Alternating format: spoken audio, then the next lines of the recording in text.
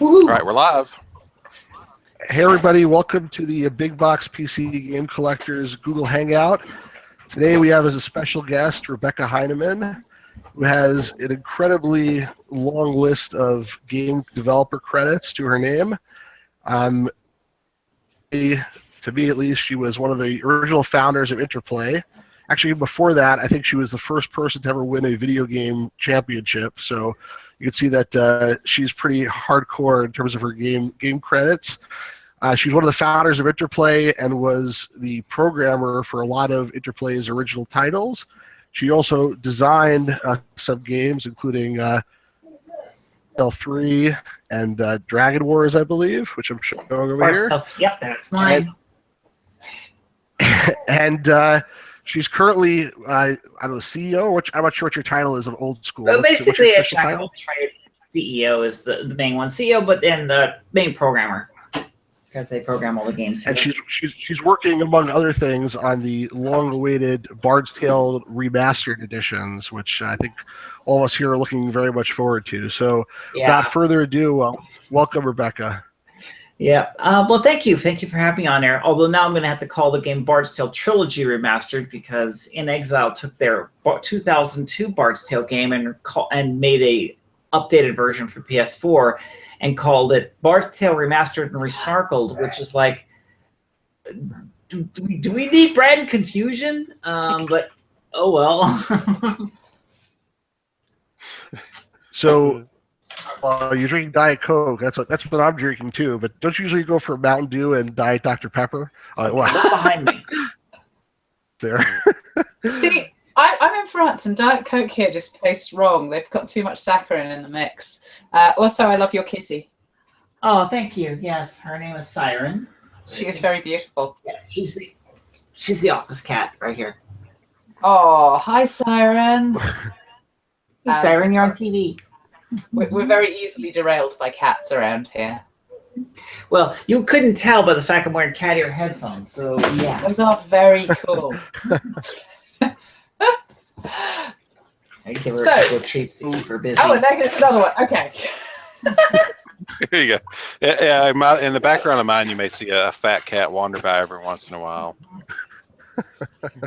None of mine are currently occupying space, but right.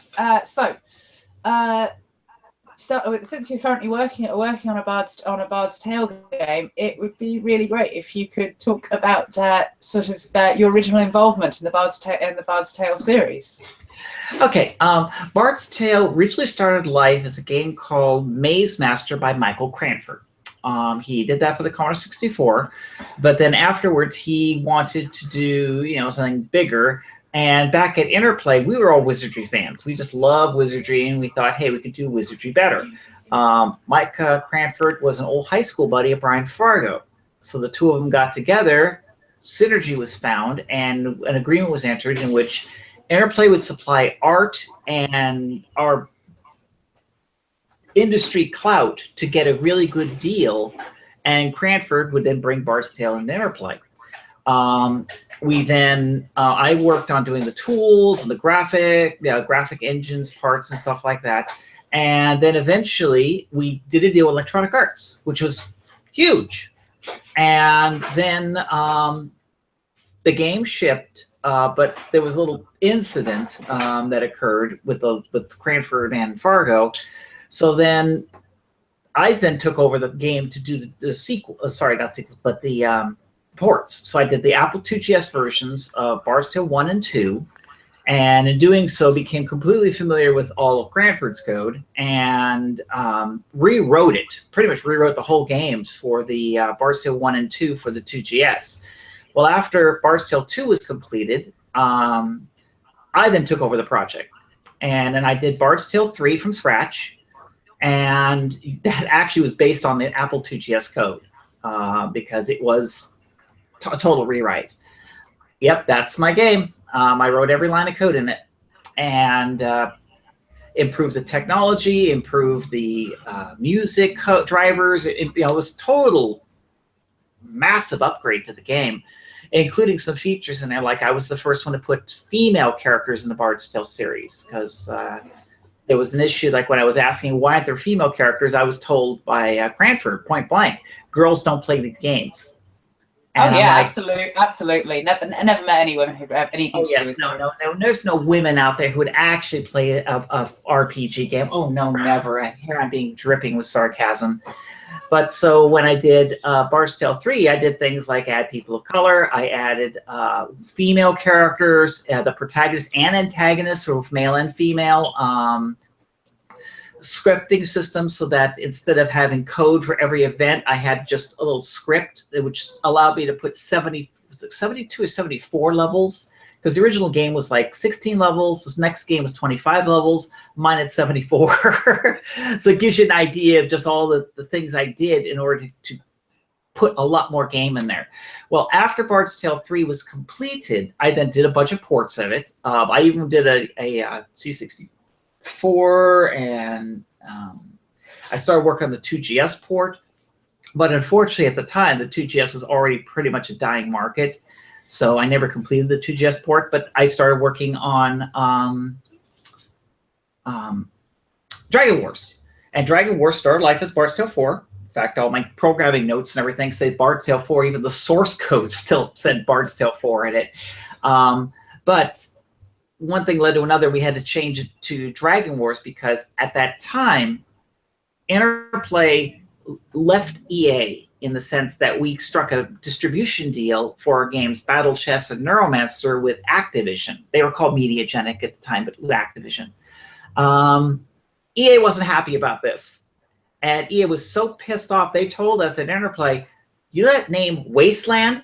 You know that name Barts Tale? We own the trademarks. So you can't use them. And there was some begging and pleading for a little bit, but no. So we had to create Dragon Wars, which I knew then that calling it Dragon Wars was going to be a problem because, creating a brand new IP costs a lot of money because you have to advertise like crazy.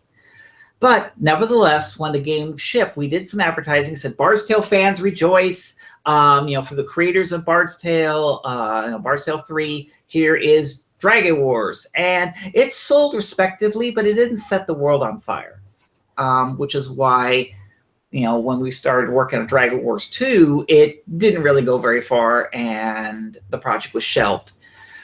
It was actually shelved because for some reason Fargo had this thing about interactive multimedia and started a project called Stonekeep. And to put it in perspective, Stonekeep was started in 1990, it didn't ship till 1995. 5 years in development. Stonekeep was like a famous vaporware case. Some of the magazines are talking about that all the time. Oh. Remember when 5 years seemed like a long time in development? Well, the thing was that when they first started the project, it was being boasted it was going to get done in like 9 months to a year, because that's how long I took to do these games. 9 months to a year. And I was doing it with a team of 3. Stonekeep, I remember at peak, we had like 75 artists at one time whose job it was to fix a screw up that they did when they were filming the live action video. It appears that in Stonekeep, many of the monsters are actually people, they just took frames of their motion, they filmed them, and then they rotoscoped them into the game. Well, it turns out that some genius didn't realize that the sound stages are inside for a reason. So they would film some scene. They had this outdoor stage in the parking lot. I remember seeing it out my window of my office. So they made this sound stage, just a blue screen. Actually, it was a green? Blue. No, it's green screen. A big green screen sitting there out in the parking lot. And they would go out there, film some scenes, then go break for lunch, film some scenes, not taking into account that what if it's overcast? What if the sun moves? So that they would have one sequence in which the shadows on the face was to the left. Others, it was on the right. So they thought, instead of actually getting a sound stage, or hell, just finding a school cafeteria or something like that and setting up in there so they could control the lights, they thought, hey, let's just have our artists fix it, because there's not that many frames. Oh, no. It took them over a year and like 50 full-time artists to hand edit the film, to hand correct the lighting. I remember because I had one of the artists who sat next to me at the office, and I was sitting there, and across the way was one of the artists. He was complaining on, not another image. My life, kill me now. Kill me now. That's awesome. Oh, yeah. Can I ask you a question? Sure. Till 3 for a second? Like, I have a comment here, like I showed you. Like, Yeah. there's not a woman on the cover even. I'm surprised, like, that they didn't advertise they put women in it because, again, they probably thought no women want to play the game. Because you'd think, like, nowadays, if there's something like that, it would be like, advertised all over the place, be on the back of the box, be photos or something like that. But now it's just like play the game, I guess. The only woman I see on the back is this woman who was supposed to be a witch, it says. Yeah. So, Yeah, I'm not sure how good that is. But it's in order to save space on the game in Barts Tale, and this is not just Barts Tale, Wizardry did this. I mean, this goes back. You just take one picture, and then you create a bunch of monster records, and they all use the same picture. So, like, you'd see someone with a cloak, and you'd be fighting a thief, a grand wizard, a sorceress, or something like. So the monsters have all different stats. So they actually are fighting different types of creatures, but they use the same picture. And it's only because you can only put so many pictures on the disc. Also, another thing is that with the budget of the game, we only have, I can only hire the artist for like about 9 months, and the artist can only draw so many pictures. But so when it comes to women on the cover, this is 2017, we're still suffering that problem about women on the cover. That's a good point. Yeah, one other quick question I had about what you said before is, I mean, the original distributor or publisher for Interplay was Activision, right? So what made to Electronic Arts and then back to Activision? Well, first, we started with selling the games to a publisher. In this case, it was Activision. The first games I wrote was Mind Shadow and Tracer Sanction. They were two games that were blatant rip-offs of Sierra Online's point and click. Yep, I have those on my shelf too. In fact, I still have a source to both of them. But the games were, to put it in perspective, before Interplay. Fargo's very first game was a game called Demon's Forge? Or Demon's Forge, that's it. The Demon's Forge by Saber Software. It was a graphic adventure game like that. 4 lines of text, graphic picture, blatant ripoff of Wizard and the Princess, Time Zone, all the Sierra-type games. Well, when we first started Interplay, we just did what we knew. I also had a love for those games, and I'd already created a interpreter. And in fact, back in the Boon days, I did a version of the draw routines. I just completely redid them because when I saw Demon's Forge, I said, whatever thing you're using to draw the art, crap, redrew it. So I rewrote it, gave to Fargo. It's like, oh my God. And of course, it turned out that whoever he hired as a programmer was ripping him off because there was an intentional delay loop inside of the fill routine that causes it to fill really slowly. And turns out that programmer said, oh yeah, if you pay me $5,000, I'll speed up the program. Oh my gosh, that's crazy. And so when I was looking through the code, I said, wait a minute, what's this delay here? Deleted the function, and it sped it up immensely. So like, I think he already knew he intentionally slowed it down, which, but wow. I went ahead and wrote a complete new engine, and I called it the Advent system.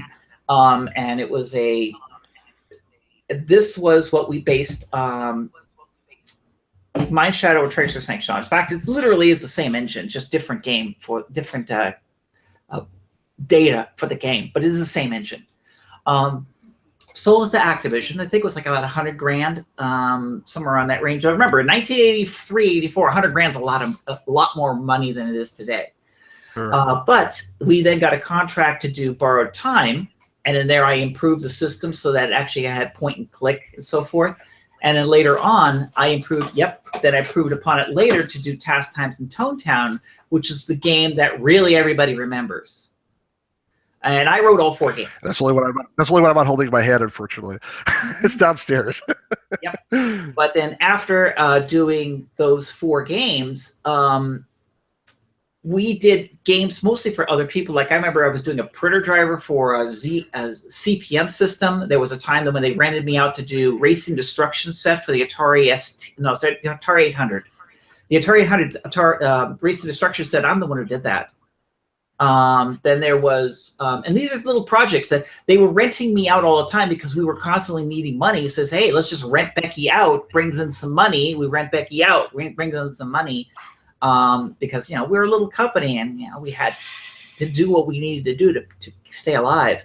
But afterwards, when we were doing Barts Tale, the deal was going around since it was kind of more of a fresh IP and since Cranford was involved, and it wasn't a text adventure, it meant that Fargo was able to shop it out. It just turned out that EA was looking for an RPG because their entire lineup at the time didn't have one.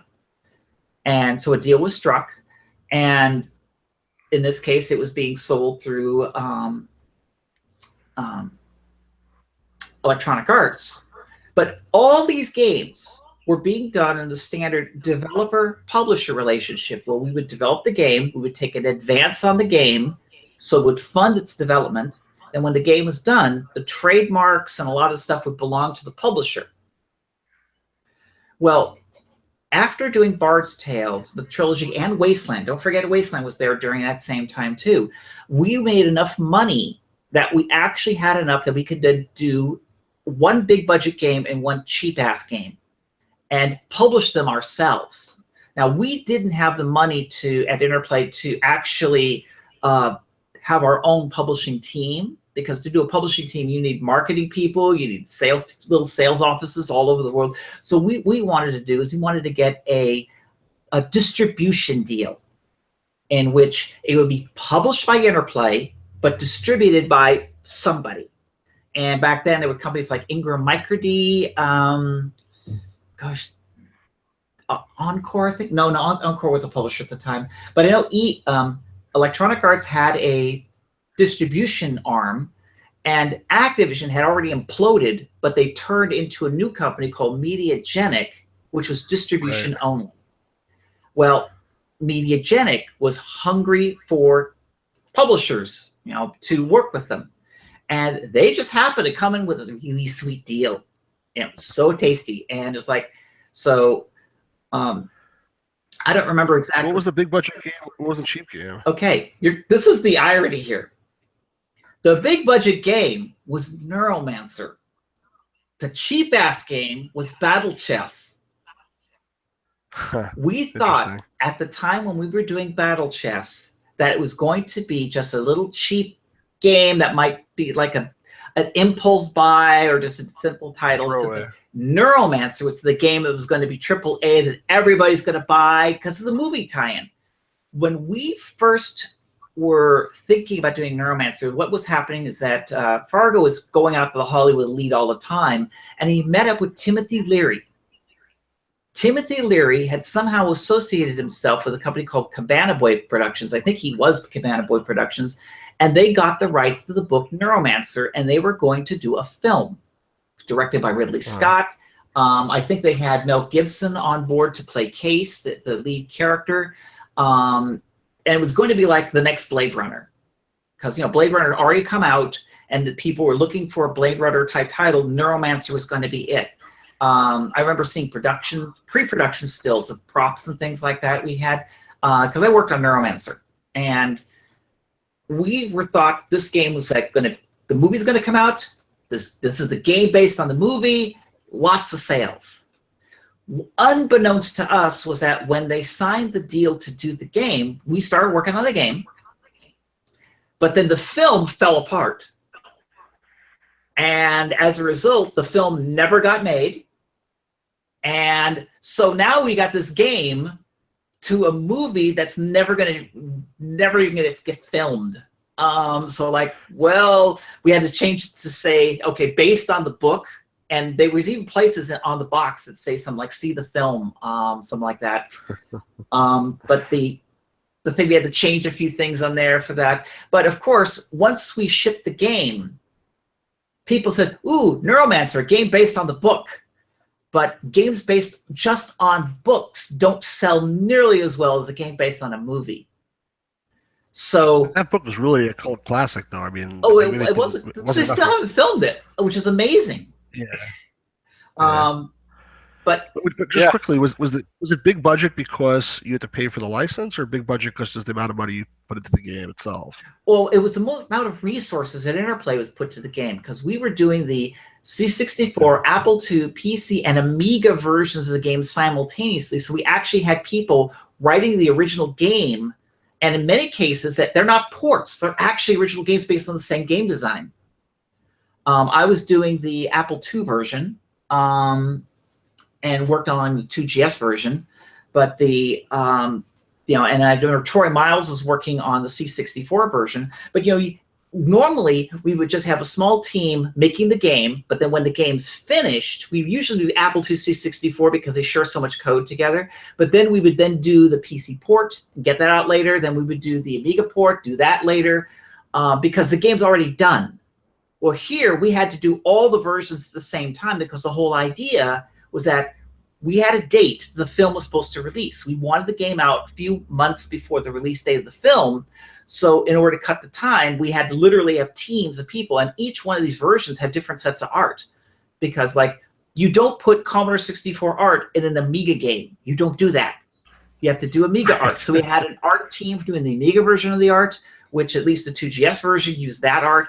The C64 and Apple II version shared art, but that's a whole nother set of art. So as you can see, it was a lot of people. Whereas Battle Chess, we only did one version for the Amiga.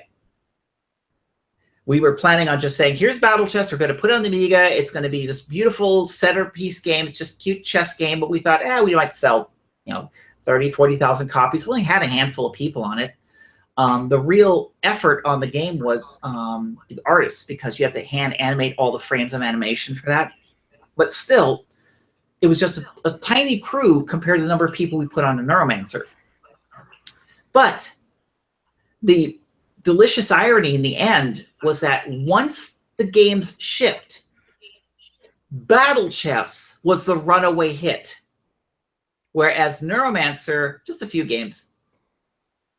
So while we didn't expect while one game technically lost money, although I think it really more broke even, the other one was insanely profitable, which then allowed us to have the monies to start doing the later games like Castles and start funding other titles. It started snowballing, and Interplay became, at that point, that's when Interplay started to become the powerhouse it became in the late 80s and early 90s.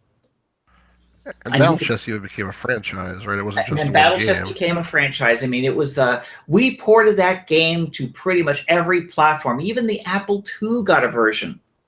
Which trivia: the Apple II version was written by Alan Adham, who later on became one of the founders of Blizzard. Joe, were you going to say something before? I think I cut you off earlier. Yeah, but I don't remember what it was now. Oh, I was going to say about going back to the Neuromancer thing and Blade Runner. Well, now we've got a new Blade Runner coming out, so maybe the film will actually get made after all. Yeah, I can see it now. Somebody licensing Neuromancer right now, starting work on a Neuromancer 2049 game, only for the project to completely implode. So they released the game based on the book. History repeat itself! Yay! Yay for cyclical history. So Joel was looking at your credits before on Moby Games, Rebecca, and basically before you joined the chat, he was saying, "My God, does this woman ever sleep? What is she? She's produced so much stuff. When does she ever sleep?" And I think even I heard of you back in the day, and I didn't hear of many programmers as somebody on the outside, but you were legendary for working really late and just sort of cranking things out. And it sounds like you said yourself Interplay farmed you out on a whole bunch of different occasions to make some money.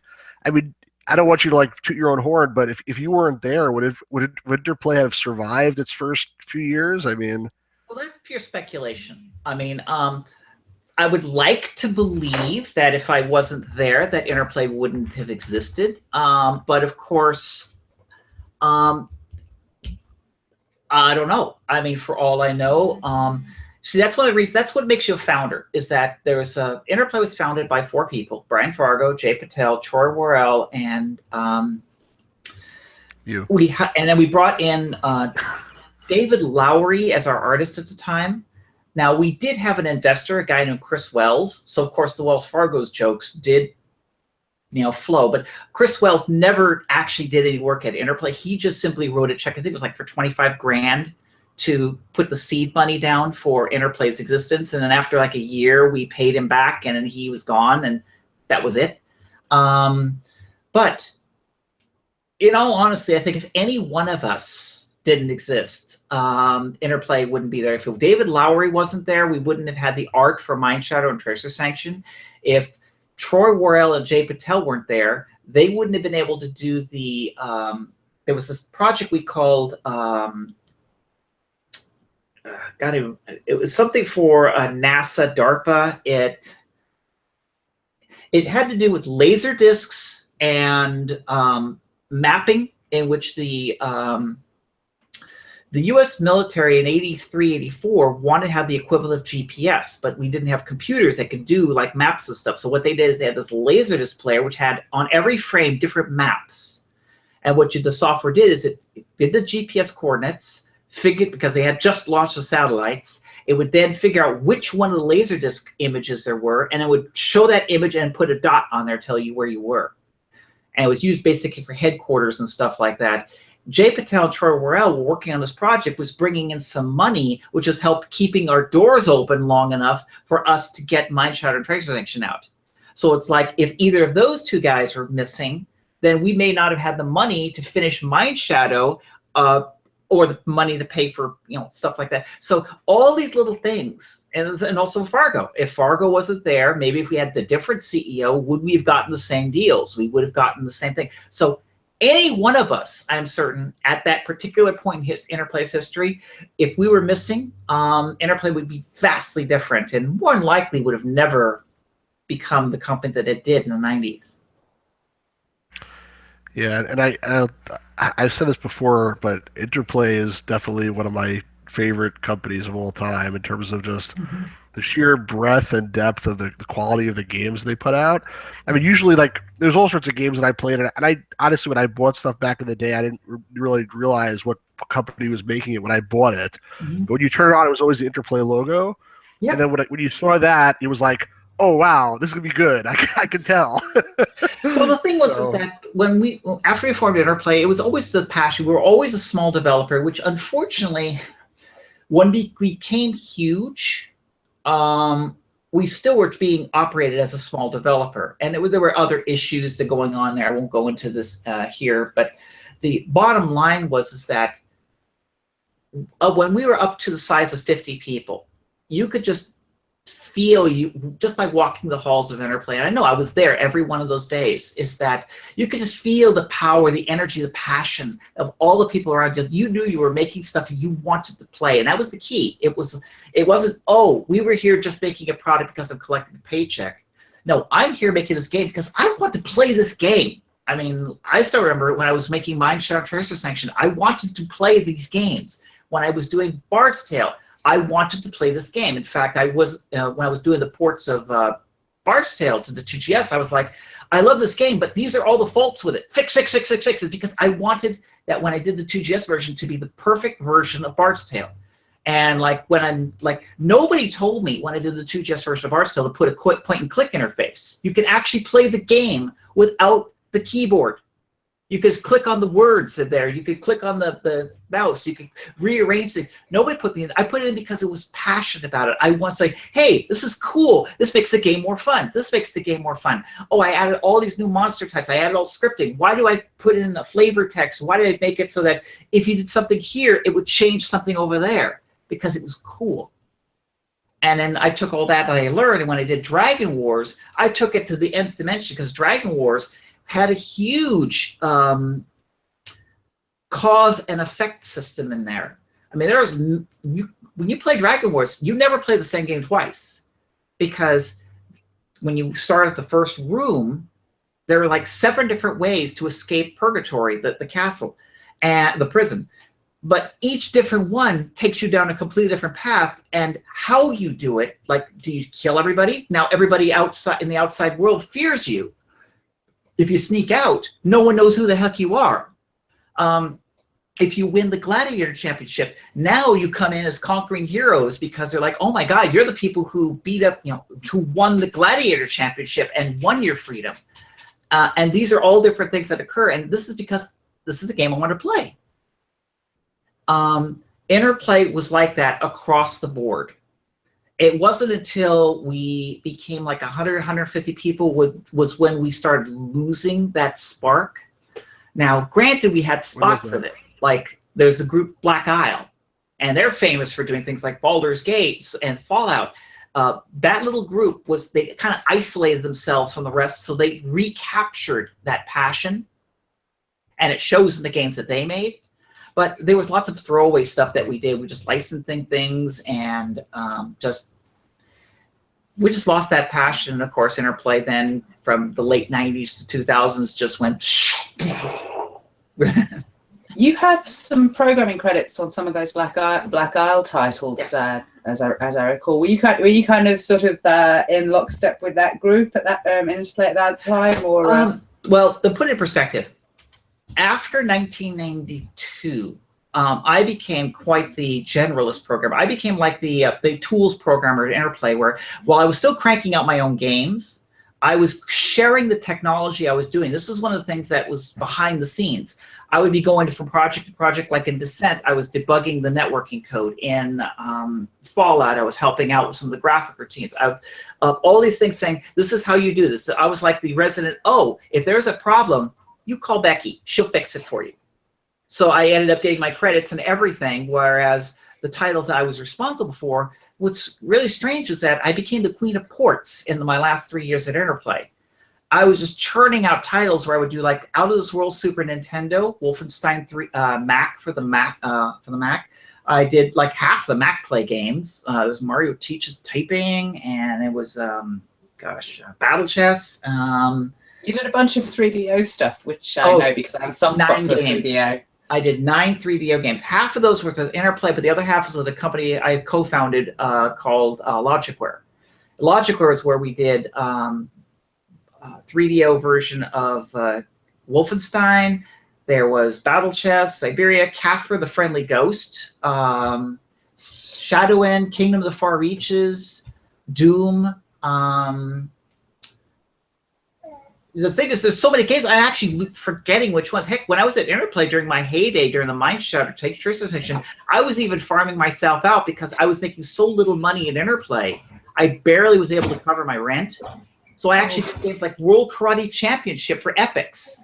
I didn't even tell anybody I was doing that one. I would be Interplay working on Mind Shatter, actually Borrowed Time. I was working on Borrowed Time at that time. Then I would go home and I would be working on World Karate Championship, that was a Commodore 64 and Apple II port. And I did a game called World Games, and I did one of those for California games. There was a game called Crystal Quest for the 2GS I did for Cassidy and Green. There was even a prototype of Sim City. Ultima 1 for the Apple IIgs. I did a hard drive for the Apple IIgs called the inner drive, then later on the focus drive. So I was doing hardware as well. I did this printer driver called Harmony. So I was just churning out stuff all the time because of either I was already starting to lose my passion at Interplay due to just issues with the company.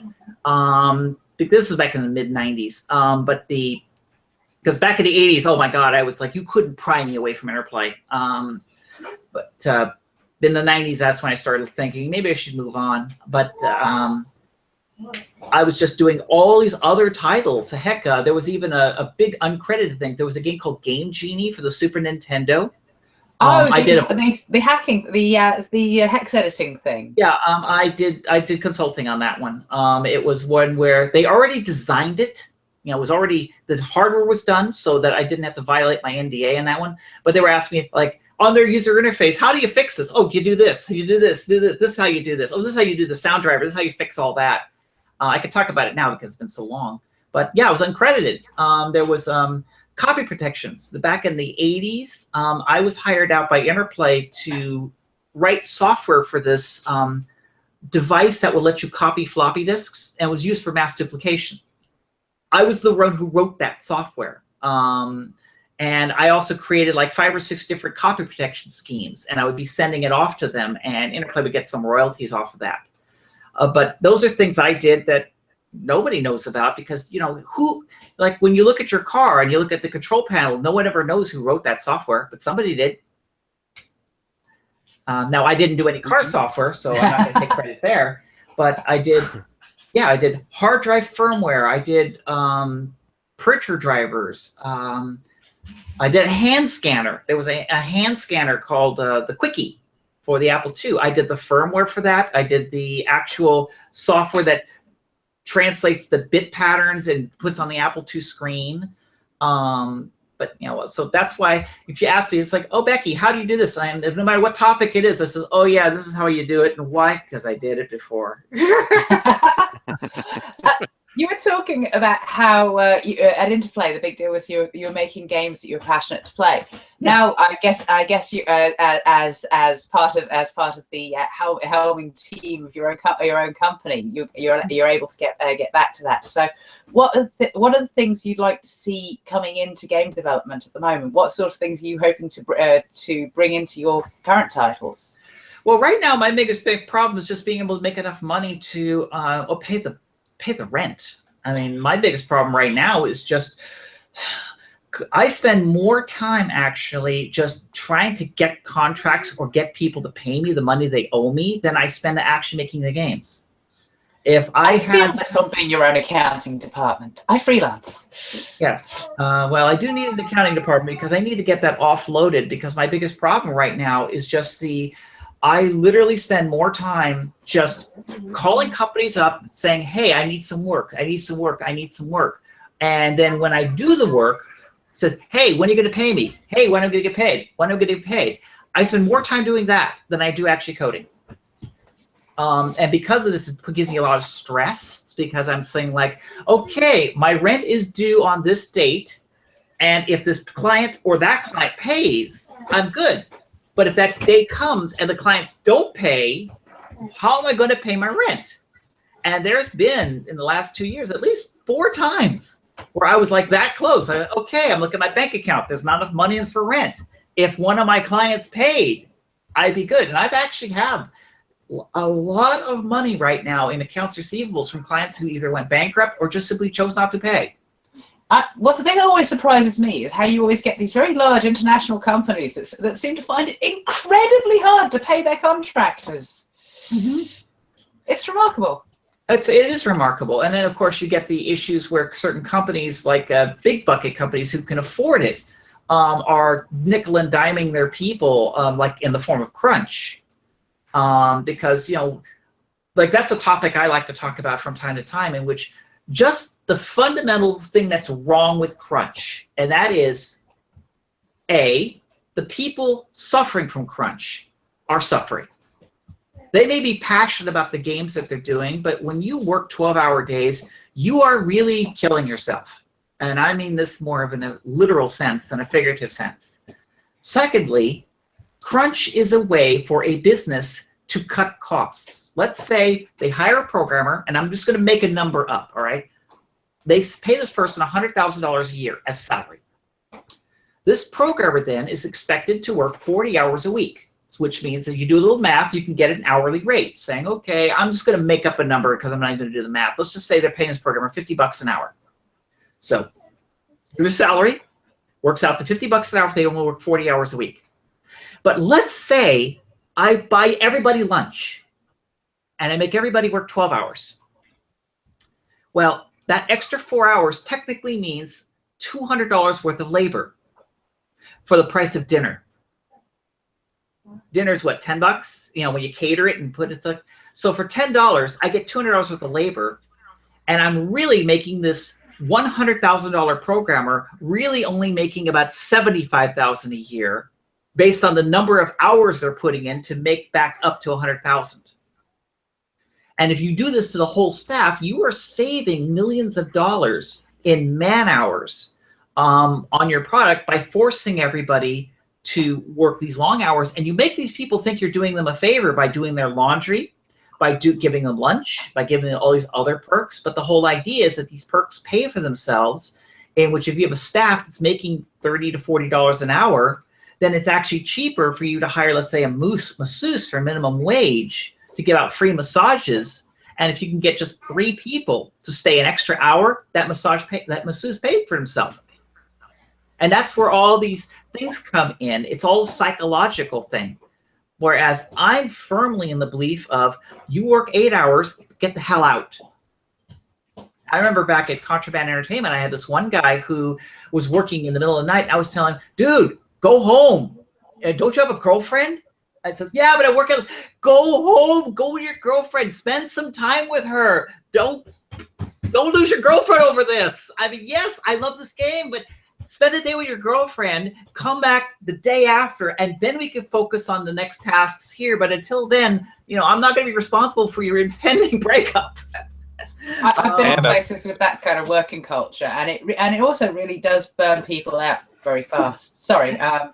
It does burn out people. I've read some studies that say that you actually get better quality work out of folks who do go home and spend time with their girlfriends than the ones who stay till midnight every night. Oh, I attest to that. I mean, I'm kind of very disciplined these days in the sense I have like a to-do list, and every morning I get in and it says, okay, I have this task and you get this done in this hour, but I always say only 8 hours worth of work. Because then after that, I then either play clicker games or I spend time with my wife, or well, like yesterday, I was looking at my schedule saying, okay, I have 6 hours worth of work. I could fill that in with another 2 more hours of work, but you know what? Honey, want to go out to the movies? And I then went ahead and bought some tickets, and we went to the movies to have some recreation time. It's like, okay, I'm going to go there, force myself to go a bit earlier to bed. And granted, I still went to bed at like 3 in the morning, but for me, I usually stay up till 6 in the morning. So for me, that was actually 3 hours earlier. But I then came out here, and of course I got my new to-do list for today. But it's always back to just scheduling time for some fun and human interaction, because of there have been numerous studies that I've seen in many psychological journals that I've read, in which it states that once you hit around 7 hours, you're already starting to lose productivity. By the time you hit 8, that's really when, that's why you see yourself at the end of the workday in the last hour, you're already saying, oh, you're just basically passing the time. And this is actually psychological, because humans only really work about 6 to 7 hours of really hard labor before they really start to peter out. And so by the time the 8th hour goes by, you're now going to the point where you're still productive, but you're now starting to lose it. Well, once you get to hour 9 and hour 10, your productivity starts going. You start making mistakes, and you start, and by the time you get to the 12th hour, you're actually fighting fatigue, in which you're yawning. Now, if you do this once or twice a month, no problem. Anybody can do that. But if you're doing this every day, 7 days a week, by the time that you've done this for 2 months, you will look like somebody who's been working in a coal mine for like 20 years. You're like, mental capacity's gone. You've like, what happened the last 2 months? I haven't been to the movies. I haven't been out to the world. My girlfriend is already dating somebody else. All these things are going on, and you're like, wait a minute, I spent 2 months working on this game, and I don't even understand the time that went by. It's just like I went to a time machine, and I came out 2 months later. And is that a way to live? Since you brought it up, my background is computer science, and I was a developer, but in the financial services industry, and then I became a project manager. And at one point, I was interested in getting into the gaming industry, and I had some conversations with different people. I was thinking of maybe being a producer, project manager, producer. Is when I was talking to people in the industry who were in producer jobs, I was saying to them, work, it's pretty important to get things done on time, especially sometimes if you don't get something done on time, the bank can get fined X million dollars, so we make sure we finish our projects on time, and we don't have crunch. We plan the project well in advance. But then I would say to the people, but I understand it's different in the game industry where sometimes crunch is inevitable. But even though I would say that in my mind, I would say crunch is not inevitable. But no, but I would say that out loud because I was really trying to, I guess, patronize them a little bit. But in my mind, I was thinking, I mean, like, why can't you guys plan your projects properly? I mean, I don't know.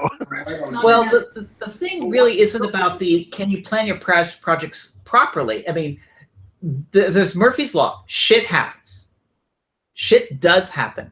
However, what does happen is that separates the crunch from the normal managing is, let's say, we have a hard deadline. You have two choices if you find shit happens. Either A, you already have a contingency plan of, let's say, alternates. An example is you have a number of employees working on a project. Someone gets sick, or in my case, I had one guy get hit. He was driving his motorcycle and he T-bones a car. I have to have somebody in my staff I can then replace him with and have him drop in the project quickly.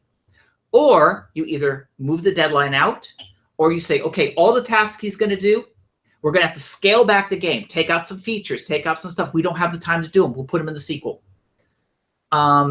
That's one of my things I do in my notes. I mean, like with Barts Tale Remastered, I have a long list of things saying, if I ever did a new version, let's say a Barts Tale Remastered using that same engine, say, these are the things I'm going to add to it. These are the things I'm going to put in feature-wise, because I'm like saying, it would be nice to put this in, but it's not going to finish the game. It's going to make it better or faster or whatever. I mean, I could just do it maybe as a push, as a patch or something. But I still need to ship this goddamn game. And you have to be able to make those cuts saying, okay, I can't put that level in because we ran over time, we can't put that in. We ran over time can't put that in.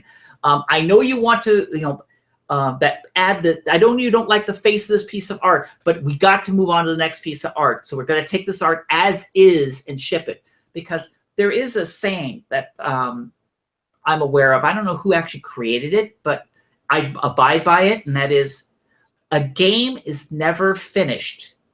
It's only shipped.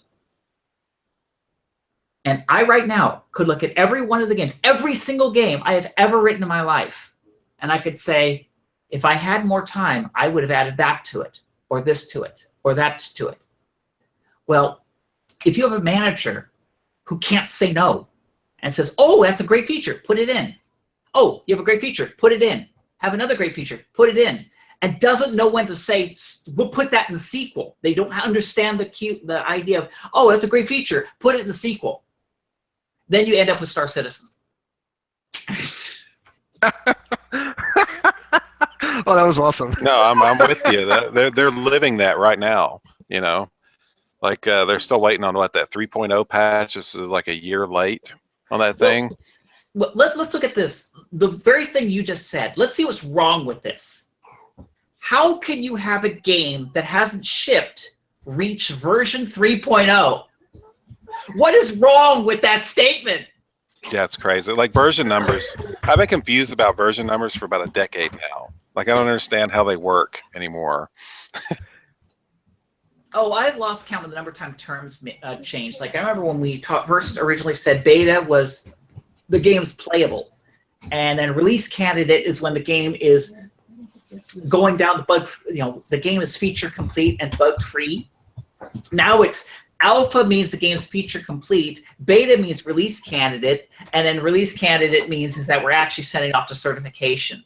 And it's like, wait a minute. No, so I had to relearn saying when I said, here's a beta, no. Beta to us means you're going to ship this game. So, no, that's release candidate. And it's like, and of course, version numbers always used to mean if it's 0 point fill in the blank, it means game has not shipped yet. But the moment you say 1.0, once you hit that magic 1.0, it means this game is now in a box and we are shipping it. And Star Citizen's at 3.0, and I'm like, yeah. It should be you're more already on Star Citizen 3 then. It should be like Star Citizen 0.03 or something. That's like where they're at right now. Yeah, but see, that's the proper numbering system. Is that it's Star Citizen version 0.3, and build whatever it is, and that would be the proper naming of it. But calling it 3.0, it's like, who are you trying to kid here? They're trying to make it seem like they did more than they did, I think. All the backers are going to go crazy if it was 0.3. I'm sorry, KG, go ahead. On the subject of games going into a box, what with it being kind of in our name, with the boxes and everything. I wouldn't know anything about boxes, yeah. What is your favourite box of yours, box sort of edition of one of your titles, though? The favorite boxed title? It would have to be Dragon Wars because it comes with a poster. I mean, I really like games that come with stuff. I mean, we were supposed to do things like that with Barts Tale. We thought about putting in a cloth map, but because Ultima did it. But it just wasn't in the cards because EA did not, the packaging EA had just wasn't going to allow it. But at least with Dragon Wars, because Interplay did our own packaging and stuff, we were able to put a nice little thing in there, the poster. Although it was, I was kind of disappointed with the artwork in the sense that, yes, it's a Boris Vallejo original, but A, had nothing to do with the game, and B, it objectified both men and women. At least it was equal. It made both the man and the woman objects, sex objects, so can't complain there. Bikinis all around. Yeah, I mean, it's got a guy that's only wearing a loincloth. There you go. A guy with a loincloth, so the girls are going like, yeah! And then they have the buxom babe in chainmail bikini, where the guys would go, and lesbians would go, yeah! So at least that is exactly how I cackle in the presence of a chainmail bikini, so Oh, yes. Yes, my organs are here, okay? I need armor here. I think College Humor actually did a video picking on that very same subject where a female adventurer goes into an armor shop and he's just showing off chainmail bikinis and she's like, what's wrong with this? My organs are here. I need, protection here. But I've read, by the way, a lot of the postmortems they done in Game Developer Magazine, and it seems like a lot of them also say that they didn't anticipate like the same stuff basically. Like they didn't think that all of a sudden the publisher's going to ask them for a demo, or the magazine's going to ask them for a cover article, and then they have to just divert resources away from the work to do that. It seems like the same type of things that come up over and over again. And the other one I see commonly is they wasted a lot of time in the beginning without the right tools or without whatever else, and therefore they burned a whole chunk of the budget before they even started to get productive. So that's why I said before, it seems like it's not like things that come up, because things always come up, but it sounds like also properly for all the things that they know should come up every time. Well, yes. I don't know. In the early days of the video game industry, that's perfectly acceptable only because nobody knew what the hell we were doing.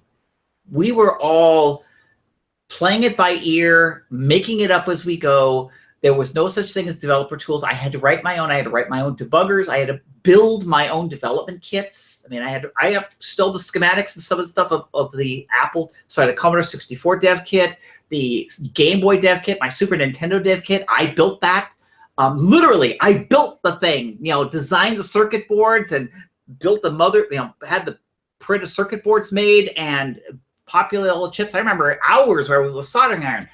But today, it's now automated tools and stuff. It's down to a science, but still, nevertheless, because budgets are so tight right now, nobody wants to invest money into a small independent studio. And when they do it with the big studios, you have managers who want to live in a fantasy land in order to get the budget down. An example, if I went up to a big publisher right now and said, hey, look, I want to do Shredded Worlds, Dragons of the Rip, because I know those numbers. And it said, in order for me to develop this game from scratch, from nothing to a full developed game, it's going to cost around $3.5 million. They're going to say, screw you. I'm not going to pay $3.5 million on an untested franchise. But if I come in and say, hey, what if we do I'll do the game for $500,000. And they say, okay, we could do that. It's minimal risk, even though I know in my mind, because I have all this experience, it's going to be $3.5 million. But the thing then is that the developer will then get the contract, start working on it, and of course, they're going to run out of money really quickly and then ask the publisher for more money or maybe do a Kickstarter or anything else. So they'll eventually get the $3.5 million and ship the game. But it wouldn't have started unless they absolutely bald-faced lied at the beginning to get the contract signed. Now, this has been going on, this type of bookkeeping since back in the 80s. I remember back in Interplay, we would go up and underbid a project on intentionally and hope that we could somehow figure out how to way to ship it at that price. Or in some cases, yeah, we would come back hat in hand saying, hey, we need more money. Now, granted, later on when Interplay became its own self-publisher, it was now department heads or managers who were coming in hat in hand saying, hey, that game I budgeted $500,000 of the company money to do, I'm going to need more to do this. I'm going to need more to do this. And I have to justify it. But it was one where had you just done the pre-production beginning, you would have known it would have cost you this much from day one. And because, the adage of penny wise, dollar foolish, even back in the 80s, it's still today. That's one of my problems right now when I'm trying to do bidding is I would come up to a publisher and say, hey, I'd like to do this work, blah, blah, blah, and here's a good price. And I work on the budget really hard saying, okay, I'm going to need this, I'm going to need this and this. How can I work this out? How can I figure this out? Okay, it's going to cost you $75,000 to do a port. And they're going to say, $75,000? There's some people in Ukraine who say they could do for 10. And I'm like, 10,000. That barely covers the price of a modern programmer for a month. And you say that you could do a 6-month project on that? Good luck. And of course, they go with the lowest bidder. And as I understand that particular project was that we bid on that about a year ago. We would have shipped it in 3 months. But they're still working on that project because their Ukrainian developer is, for $10,000, you could live on that for quite some time in the Ukraine, but doesn't mean that they're actually going to finish the game. There's a lot of that going on Kickstarter too that I've noticed, like this underbidding thing. Like you'll have a game on Kickstarter that I know from being a gamer my whole life would cost like $100 million to make, but they have like a $500,000 goal. Mm-hmm. And they kind of hope that either the money shows up via Kickstarter or that they're going to get it afterwards. The thing is that just do simple math. Everybody on the team needs to at least pay rent. So if you just pay them a living wage, which is enough for them to pay rent, food, and maybe going out to the dinner once in a while, in the United States, that's still going to be about $2,000 to $4,000 a month, depending on where you live. Here in Seattle, it's more like $4,000 a month, and that basically means you're scraping by, because rent's going to be over half that money. So you have 10 people. Let's say each of the 10 people you're paying $4,000 a month so they can all survive. That's $40,000 a month. So, $400,000 gets you 10 months, $480,000 will let this team work for a year, barely surviving. But with Kickstarter, is that if you ask for $500,000, you don't get $500,000. You really only work with $200,000 of it because the rest has got to pay for the prizes, the fees, the taxes, and shit like that. So, okay, $200,000. Well, at $4,000 a month, that only means you're only going to have half your team. So when I see a Kickstarter and I see all these people on there, the first thing I think about is saying, okay, that's a sound guy, so they're only going to pay him like $1,000. But there's these people, they're going to need living wage, they're going to eat, they're going to need to eat. Do a little math. They're really they're living in La La Land thinking that this money's going to pay for their game, or they all have real jobs, so they're doing this as a part-time job. So then, yes, they can make the money stretch. Or I look at the math saying, oh, yeah, these guys know what the hell they're doing. I'll put some money in on it. Like a majority of the games I'm seeing these days, like I backed a game called Dimension Drive. One of the reasons I felt really comfortable is because I knew the guys actually had real jobs. It's like, okay, yeah, they're going to use the money to pay for art and other things like that, which is why the game, they only ask for so little money. But they're not really needing the money to pay their salaries because they already had a job. But, of course, it also... 10 years to make. It might take 10 years to make, but in this case, at least they're already... I think the game's already on Steam, which is cool. And there was also another guy, a guy named Logan, who was... I was at an indie game show where next to me was a guy doing a game called Four-Sided Fantasy. And his Kickstarter was failing. I mean, he only had like a week left on his Kickstarter. He was all depressed, but he's showing me the game. I was like, this game's looking fun. This mechanics is really neat and fun. hey, give me the link to your Kickstarter. And I went on to Twitter and tweeted about it. And I sent messages to like John Romero and so forth. They all tweeted it. And he went from his Kickstarter was failing to just doing quite well for his Kickstarter. And he's like, oh my God, yay. Since then, he shipped it. It's called Four-Sided Fantasy. And it's a really cool side-scrolling hoppy jumpy game in which the mechanics is the screen can rotate and causing gravity to change. But when I talked to him, he had a real job. He worked at he wasn't even a I don't remember what his job was, in fact, to be honest, but he knew he had a real job. And so therefore it's like, yeah, let's give him the money so he can go use that to pay for the art, the music and stuff like that, but it's not really to pay for him. And since he's the only programmer, he could take all the time he needs, but at least he's going to get the job done. But then let me go ahead and turn around to the failures that I know of. There was this one game called Descent Underground. They somehow managed to get the Descent IP, they licensed it, they didn't buy it or anything, so Interplay still owns the IP, but they were able to get the Descent name. They went onto Kickstarter and asked for like $600,000, but the way they were advertising the game and the sheer number of people on there, I'm like, $600,000 isn't going to cut it. You're going to need $3 to $4 million to do the game you're promising. And sure enough, I come to find out that that was the intent. They were hoping that the Descent name was going to be so popular that they were going to make $3 or $4 million in the Kickstarter. And then they were like Star Citizen. They were going to sell ships and they were going to sell stuff to raise the kind of money that Star Citizen did, which would then more than enough money to pay for the development of the game that they were promising. I think we need a new term for this special kind of Kickstarter-related hubris. We really do. I'm all ears. What do you suggest it to be? No. Fair point. So, quick question. I don't want to change the topic slightly, but you mentioned, you triggered something in my mind. You said indie game show. So you're speaking at the Portland Retro Gaming Expo in a few weeks, correct? Yep. Yeah, Janelle and I are going to go down there. I'm going to be talking about Atari development and just development going down the line about all the dev kits I had to create, all the stuff, it's the talk I'm going to do is a comparison of development then and now. Whereas now it's you pull up Unity and just put things in a world and you get to play a game instantly. Back then it's, okay, how do I draw an image? You take this pixel and you put this memory here. Or hell, are you going to be giving away any secret goodies information on the Barts Tale Trilogy Remastered? I'll be showing off the game. Because part of my talk is showing off. This is what the game looks like on an Apple IIgs. This is what the game looks like today.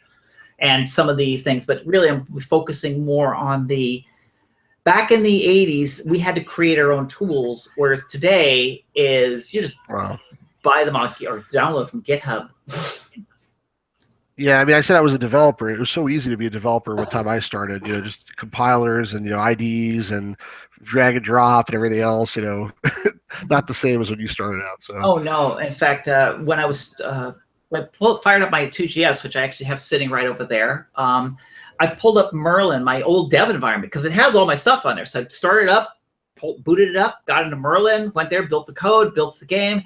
But I'm like, my God, these are primitive. And I was sitting here going like, I actually programmed on this for like 12 years. And I'm sitting here going like, man, I'm spoiled. Because of the new modern tools and stuff. Huh? Do you have a real debugger built into it? Like where you can step through code and stuff like that? If you're talking about the Apple IIgs, no, there was no debugger. There was a program called GS Bug, but all it did was allow you manually set a breakpoint, then you let the game run at full speed. And if it hits the breakpoint, then it stops until it gives you all the stuff, but didn't step through it.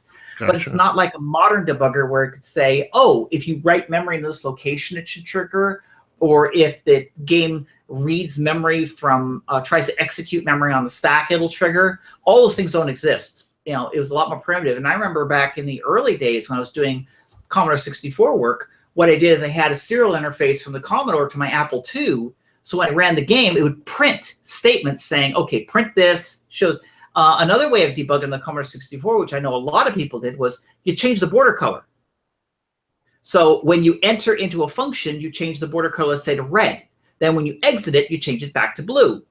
And when the game crashed, you looked at the color of the border, and that told you, oh, it's red. So it must have died in the print system. The bug's in the print system. Where in the print system? Needle haystack. But at least you know that that's how far it got. And that's how you debugged games back in the C64 days. There was none of this, oh, it traps the debugger shows up, here's the registers, here's the invalid values. I would have killed for that. Very cool.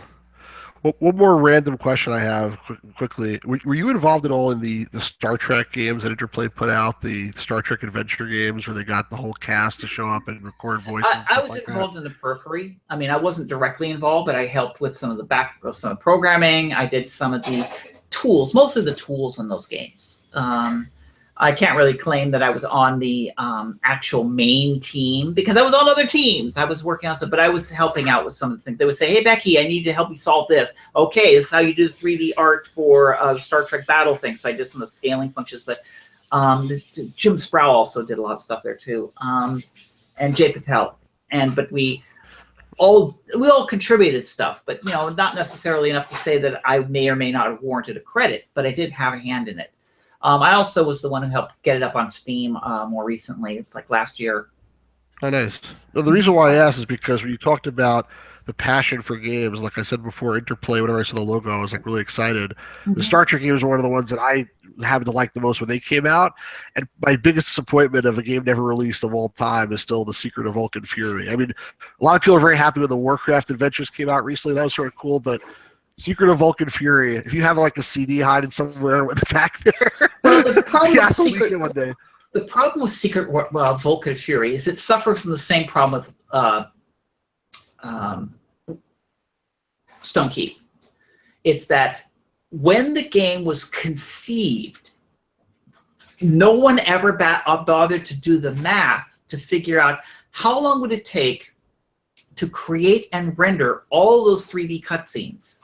Because the whole thing about this game is it really felt more like a modern movie. You would start off with this big cutscene with Starfleet, and then you would have 3D rendered models of all the cast and crew. Now remember, this is 1989, 1990 technology, so it's very crude today. I mean, it looks like something that like a child would do today, but back then I was cutting edge. But the thing is that they actually had a whole rack of computers we did doing nothing but rendering, and it took still like about a day a frame to do it. So when you figured it all out, it was going to take them like 5 years to do the game with the technology they had. Now, granted, of course, in 5 years, they would have had new software, it would have done things faster, computers would improve, but it just took forever. Now, by the time that they got to the point where the game was starting to shape up into an actual game, per se, because they were just doing cutscenes and prototypes, but they didn't actually make a game yet. They started stitching it together, and that's when someone said, gee, this game really looks like crap.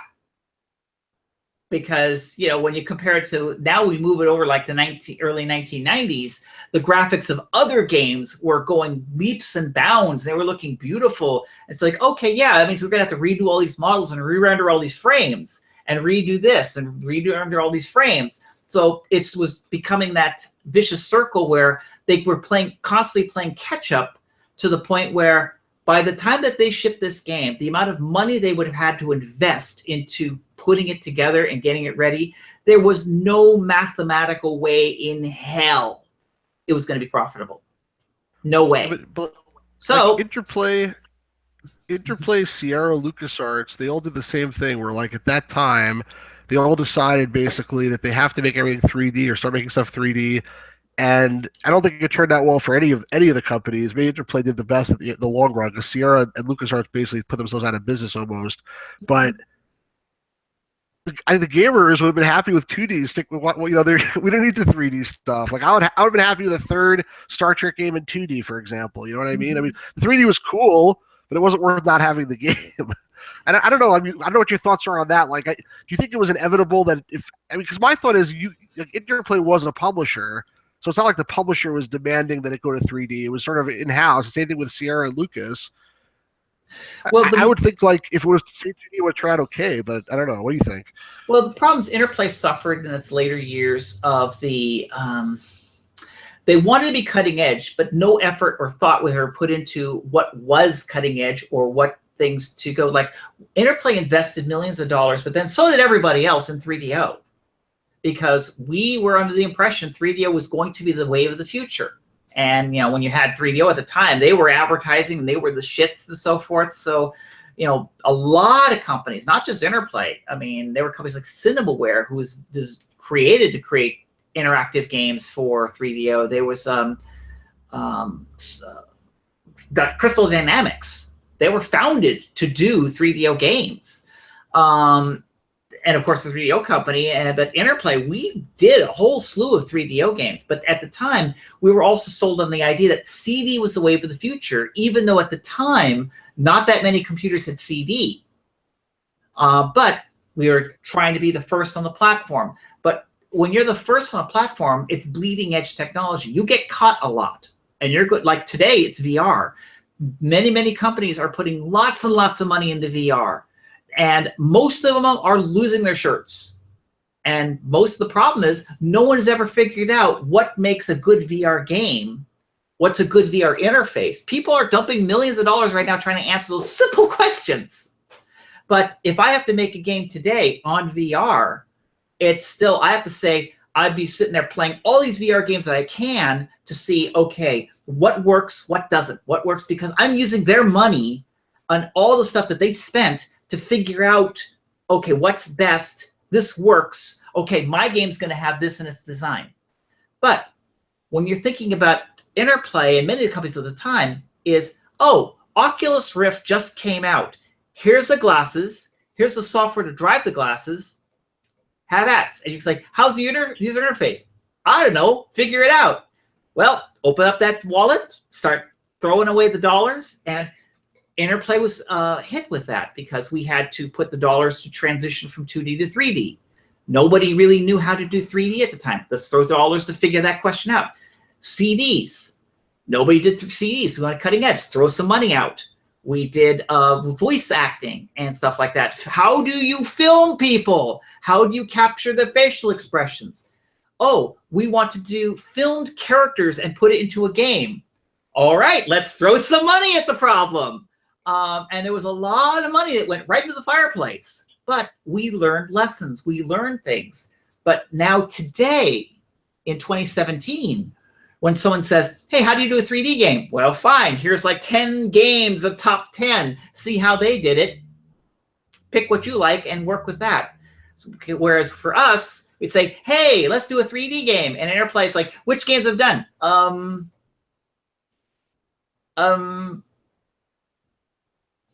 Here, throw some money at the problem. That's one of the biggest problems of being on the bleeding edge. I mean, hell, because we were bleeding edge on the Game Boy Classic, I had to make a dev kit for the Game Boy. I did a game called Track Meet, and half that game was me figuring out how to program the Game Boy. The Super Nintendo, I had to learn that by reverse engineering the damn thing because we, at first Interplay wanted to start doing Super Nintendo games and then standard NES and Super Nintendo, and the documentation was really hard to get. So I ended up having to learn Japanese. I got the Japanese documentation, and from what little Japanese I knew at the time, plus my own reverse engineering, I was able to say, this is how you program this silly thing. Just going on and on. You had to create this stuff, which kills time, kills stuff. Now, today, we know all this stuff. It's now literally a science. Like, you want to make a game, pull up Unity or Unreal, just drop a couple objects in there, attach some animations, and you can have a guy walking around on the screen in an afternoon. Whereas back then, to reach that point would be 6 months of intense programming by a small team. I get it. Oh man, I unfortunately need to leave pretty soon because my daughter's having a birthday party in a minute. But I don't know if you guys can continue. But I have one more question before I go, at least, sure, which is maybe relevant to this party. And put it in a drawer for a week. and then I eat it, will I get, or will I somehow turn into some superhuman or something? Well, she turned into a superhuman. Well, I'm trying to figure it out. Well, let's put it this way. I cannot confirm or deny the fact that I have superpowers. That's and awesome. on that bombshell, Well, ask yourself this. Why does Becky write a superhero comic book? It's the story of your life. Becky, it's been over an hour, guys. I think we're going to cut the live stream. Yep. This has been amazing. Thank you so much. Absolutely Hey, thank you fabulous. for inviting me over. We really appreciate it. Thanks so much for coming. Please let us know if there are any links or anything you'd like us to drop into the video description. Oldschool.com. Yes, definitely come to my website, our company website, oldschool.com. And the things that I worked on recently, please buy them, are Minecraft for the 3DS. I had a hand in doing the user interface and so forth on the code. Hey, that's on my wish list. Well, it's out now. It's available from the Nintendo eStore, and it's being distributed or published by Microsoft and distributed by Nintendo. And another one, which is coming out October 19th, is Age of Empires Definitive Edition. And I did music player, I did a bunch of the graphic drivers, and a lot of the stuff just getting the game taken from the 1996 code base to present day. And of course, the game that's currently in development is Barts Tale Trilogy Remastered. It's currently right now scheduled to be released to the backers of Barts Tale 4. However, though, we may release it as a standalone game. We'll see. And let me go here to Old School, give it HTTP. And of course, you can follow me on Twitter as Burger Becky. And of course, please follow Old School on Twitter, which is OLDESKUUL, because that's where we will tend to. All my official company business will be posted on the Old School Twitter page. Right now, it hasn't been said anything because we were working on Minecraft for a while, and I was under an NDA that I couldn't even acknowledge the existence of the game, let alone that I was working on it. Because they wanted it, so when they made their announcement 3 weeks ago, there was nothing, not a peep the game was coming out. And here it was, I've been playing, I keep seeing on forums in Minecraft saying, hey, when's the 3DS? It's a dead thing. And I'm sitting here playing it on my 3DS going like, if I could only say something. I'm definitely going to pick that up because my son is so into Minecraft, my 9-year-old, and he usually plays it on my phone and takes my phone away. And he has a 3DS, so this is a guaranteed purchase today. Well, there you go. Yeah, you'll find my name in the credits. Just go in Minecraft, just go to the credits screen, and it says Other Ocean, and I'm one of the programmers. You'll need 2 copies, one for yourself, so you can cross-play properly. Oh, yes. All right. All right, guys. Thanks a bunch, and we'll see you on the flip side. See you later. Okay, bye. Bye.